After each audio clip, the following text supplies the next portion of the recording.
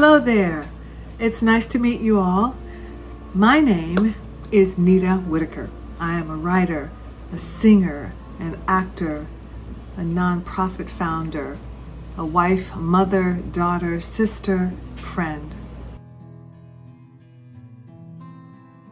My latest book is called When Your Hand is in the Lion's Mouth, The Life and Wisdom of a Man Named Green.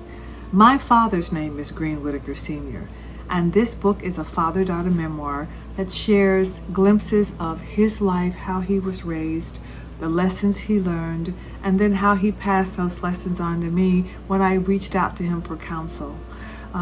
He is a wise and kind, gentle man, and a greatest example of a father that I know, that I've ever met in my life, and I've met a lot of people. My dad is so full of wisdom and homespun counsel and things that we all can use to navigate this thing called life. They're simple. Some of them are a little inside, meaning you got to go into your heart and get to it. But the things that he offers are things we all can use, universal lessons that help us to keep moving and keep going in our lives. Little check things that make you think about how you're moving around the world. He also is just an inspiration. My sister or someone said recently that my dad is the man that raised a village. My dad was the go-to guy. I saw this my whole life growing up. My dad was the one that people would call when they had a question or needed counsel or needed him to calm or soothe. He was that voice, and I had the blessing of this man for my dad. I want to share him with you. I want to share some of the things that he taught me and my siblings and our village in Shreveport, Louisiana, and beyond that, because I lived in California, but everyone who has crossed his path has been touched by just who he is. I interviewed my dad a lot for this. Now, I lived with a lot of these stories because he raised me. I'm the youngest of four, and my dad lived a lot of the things that I saw, because as I say in the book, more than anything that we say, children watch what we do, and I watched him do his life in such a way with integrity. And listen, he's not a perfect man, and that's my dog telling me it's time to stop. But anyway, he is a man that has lived and led his life with love.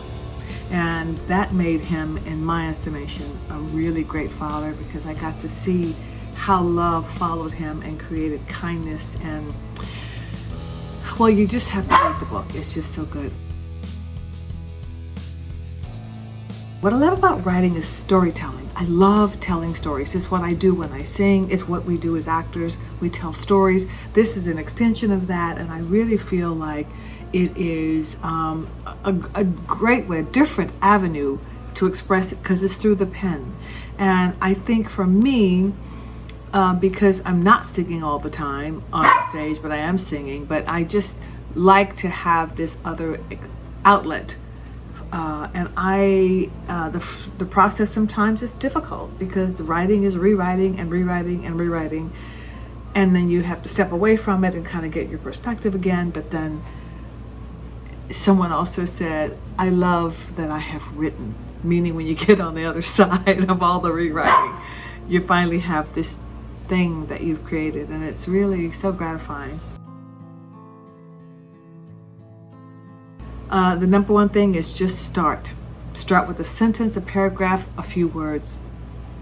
But start. Jot something down. If you don't, not one for outlines, just jot down some chapter titles. I mean, the process is different for each book, and what worked for one book may not work. But one of the good pieces of advice that I got was to write a little something every day.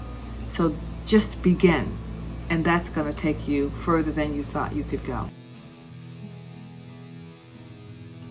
You can get it on Amazon. You can get the ebook, the audiobook, which I highly recommend because my dad is singing on it, and I'm interviewing him also at the end of the book's little bonus clip, and also the ebook. And that's also available print and audiobook on Barnes & Nobles and some other sites. But I hope you'll get it. I hope you'll enjoy our stories. I know you will. I know you're going to love my dad and all of this wonderful homespun counsel that he gives us.